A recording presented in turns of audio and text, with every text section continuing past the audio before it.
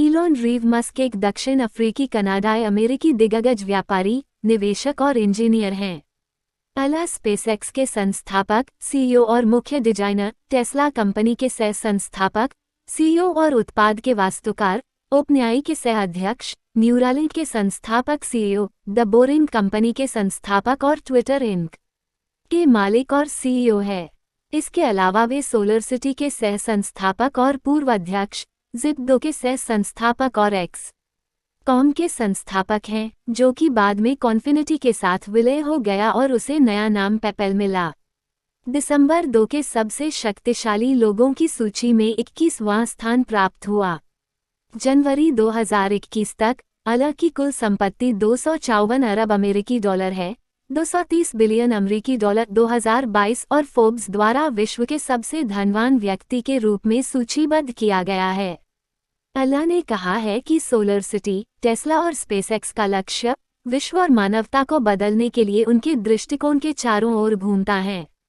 उनके लक्ष्यों में संधारणीय ऊर्जा उत्पादन और उपयोग के माध्यम से भूमंडलीय ऊष्मीकरण, ग्लोबल वार्मिंग को कम करना और मंगल का उपनिवेशन, मंगल ग्रह पर मानव बस्ती की स्थापना के द्वारा मानव विलुप्त होने के संकट को कम करना शामिल है।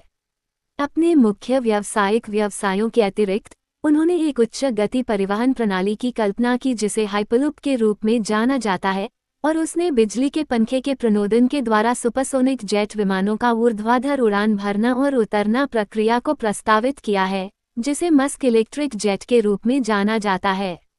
2022 में 44 अरब डॉलर में प्रमुख अमेरिकी सोशल नेटवर्किंग सेवा ट्विटर खरीदने के लिए भी सहमत हुए, जिसके 3 महीने बाद एलॉन मस्क ने ये डील कैंसिल कर दी। हालांकि 27 अक्टूबर 2022 को उन्होंने ट्विटर खरीद लिया और इसके नए मालिक बन गए। प्रारंभिक जीवन। एलन मस्क का जन्म 28 जून 1971 को दक्षिण अफ्रीका के प्रिटोरिया, ट्रांसवाल में मस्क के बेटे नीहल्डमैन के यहाँ हुआ था, जो रेजिना, सस्कैचुवान, कनाडा से एक मॉडल और आहार विशेषज्ञ थे और एक दक्षिण अफ्रीकी विद्युत इंजीनियर, पायलट और नाविक भी थे।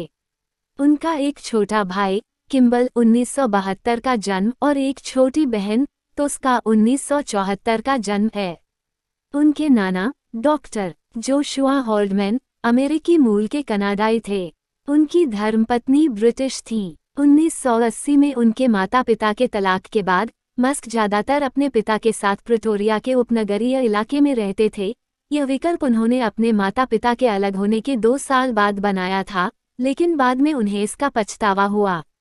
उनका एक सौतेली बहन और एक सौतेला भाई भी है।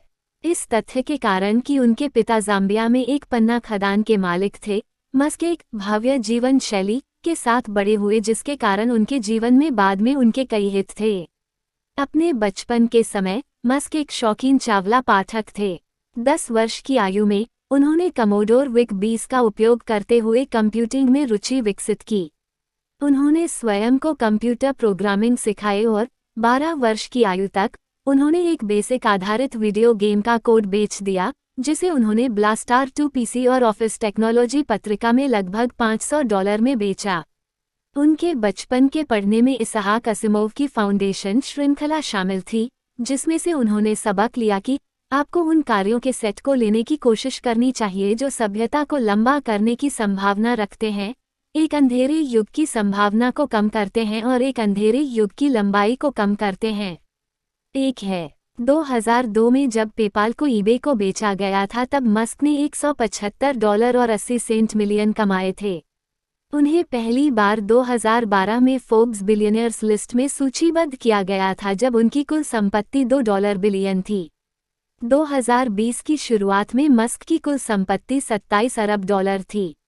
वर्ष के अंत तक उनकी कुल संपत्ति में $150 बिलियन की वृद्धि हुई थी, जो ज्यादातर टेस्ला स्टॉक के लगभग 20% स्टॉक से थी।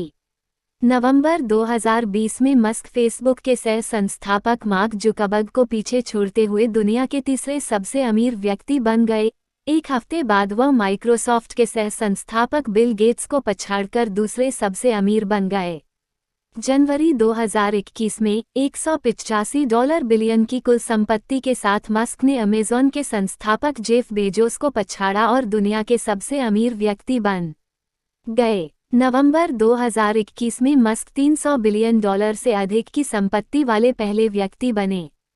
30 दिसंबर 2022 को यह बताया गया कि टेस्ला शेयर मूल्यों में गिरावट के कारण मस्क ने अपनी संपत्ति में से $200 बिलियन खो दिए थे। इस वजह से मस्क इतिहास में इतनी बड़ी राशि खोने वाले पहले व्यक्ति बन गए। दोस्तों, अगर आपको वीडियो अच्छी लगी होगी तो वीडियो को लाइक करें और चैनल को सब्सक्राइब जरूर करें। धन्यवाद।